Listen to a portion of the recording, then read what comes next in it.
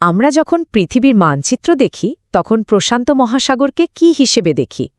বিশাল একটা নীল জায়গা, তাই না? কিন্তু যদি বলি এর একটা নিজস্ব ব্যক্তিত্ব আছে, মানে বেশ জটিল, কখনো শান্ত তো কখনো সাংঘাতিক মেজাজি আর অবিশ্বাস্য রকম গভীর এক ব্যক্তিত্ব। চলুন আজ আমাদের গ্রহের সবচেয়ে বড় এই মহাসাগরের চরিত্রটাই একটু কাছ থেকে দেখা যাক। ইন্টারনেটে এই মিমটা বেশ জনপ্রিয়, যেখানে আটলান্টিককে বলা হচ্ছে ভার্জিন আর প্রশান্ত মহাসাগরকে চ্যাড। মানে আকারের বিশাল পার্থক্যটা বোঝানোর জন্য এটা বেশ মজার একটা উপায়, তাই না? তবে ব্যাপারটা কিন্তু শুধু মজার নয়, এর মধ্যে বেশ বাস্তবতাও আছে। চলুন মিলিয়ে দেখি। এই যে দেখুন, দুটো মানচিত্রই কিন্তু একই স্কেলে রাখা আছে। পার্থক্যটা একবার চোখে দেখুন। আটলান্টিকের বিশালতা যেখানে শেষ হয়ে যাচ্ছে, প্রশান্ত মহাসাগরের রাজত্ব যেন ঠিক সেখান থেকেই শুরু। এটা আসলে শুধু একটা মহাসাগর না, এ যেন আস্ত একটা জলীয় মহাদেশ। শুধু এই সংখ্যাটাই শুনুন, প্রায় 16.5 কোটি বর্গ কিলোমিটার। এটা যে ঠিক কতটা বিশাল তা বোঝানোর জন্য একটা ছোট উদাহরণ দিই।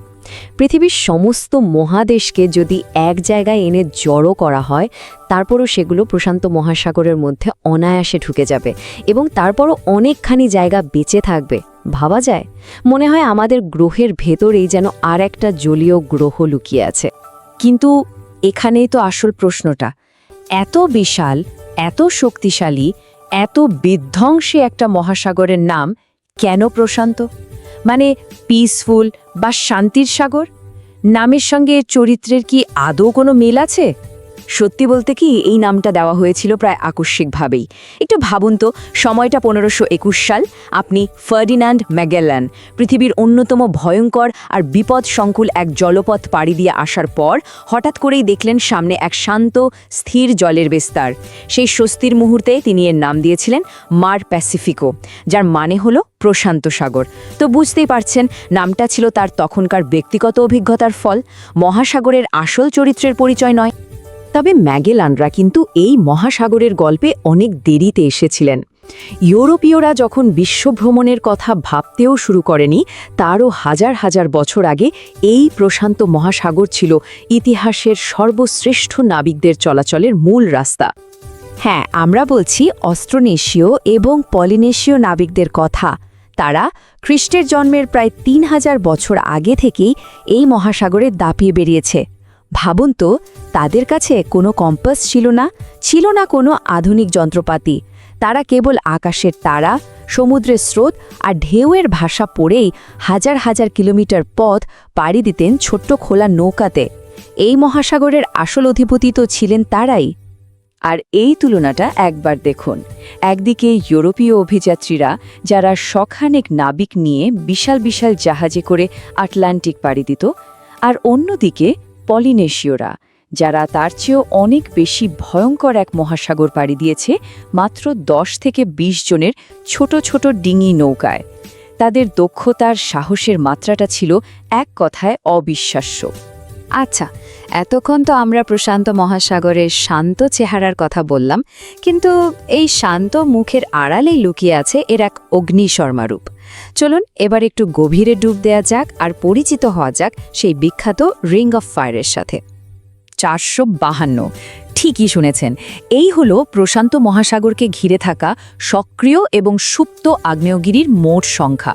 আর এই আগ্নেয়গিরিগুলো মিলেই তৈরি করেছে সেই কুখ্যাত রিং অফ ফায়ার, যা আসলে পৃথিবীর অন্যতম ভয়ঙ্কর একটা ভূতাত্ত্বিক এলাকা। আর এই রিং অফ ফায়ার কিন্তু মোটেও শান্ত কোনো জায়গা নয়। এটা যেন ভূকম্পন আর অগ্নুৎপাতের এক বিশাল কারখানা। পৃথিবীর বেশিরভাগ ভূমিকম্প আর আগ্নেয়গিরির বিস্ফোরণ এখানেই ঘটে। আর যখন এই বিপুল শক্তি সমুদ্রের নিচে জেগে ওঠে, তখন জন্ম নেয় ভয়ঙ্কর সুনামি, যা এক মুহূর্তে উপকূলের সভ্যতাকে তছনছ করে দিতে পারে। আর যখন চরম কিছুর কথা হচ্ছেই, চলুন এর গভীরতা নিয়ে একটু বলি।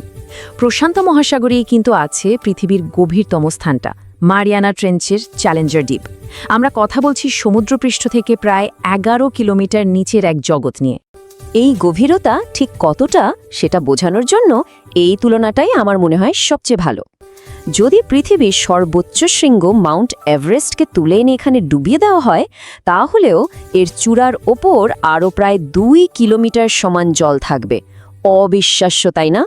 কিন্তু প্রশান্ত মহাসাগরের প্রভাব কি শুধু এর সীমানার মধ্যেই আটকে আছে? একদমই না।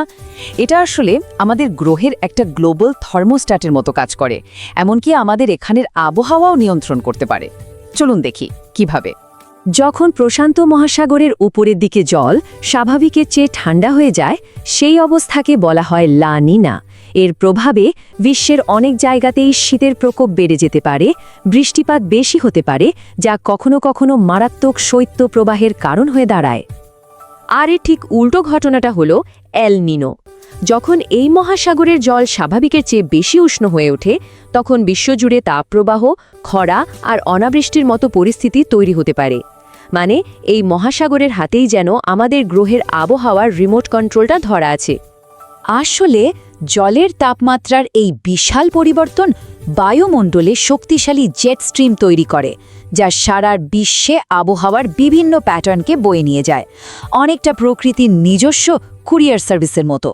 সত্যি বলতে, এত কিছু জানার পরেও প্রশান্ত মহাসাগর আসলে এক বিশাল রহস্যের নাম। এর বেশিরভাগটাই এখনও আমাদের কাছে অজানা, অনাবিষ্কৃত। চলুন এর কিছু অমীমাংসিত রহস্যের কথা শোনা যাক। যেমন ধরুন, একদিকে জাপানের কাছে রয়েছে ড্রাগনস ট্রায়াঙ্গল, যেখান থেকে জাহাজ বা বিমান অনেক সময় রহস্যজনকভাবে উধাও হয়ে যায়। আবার দেখুন, আমরা যখন এর রহস্য নিয়ে ভাবছি, ঠিক সেই সময়েই মহাসাগরটা কিন্তু নিজেই বদলে যাচ্ছে। টেকটনিক প্লেটের নড়াচড়ার কারণে এই বিশাল মহাসাগরটি প্রতি বছর প্রায় 2.5 সেন্টিমিটার করে ছোট হয়ে আসছে। আর সবশেষে এটাই আমাদের এক আশ্চর্য প্রশ্নের সামনে দাঁড় করায়। এই মহাসাগরের 90% বেশি গভীরতা এখনও অনাবিষ্কৃত। তাহলে ভাবুন তো, এই বিশাল, শক্তিশালী আর রহস্যময় মহাসাগর তার গভীরে আর কি কি লুকিয়ে রেখেছে।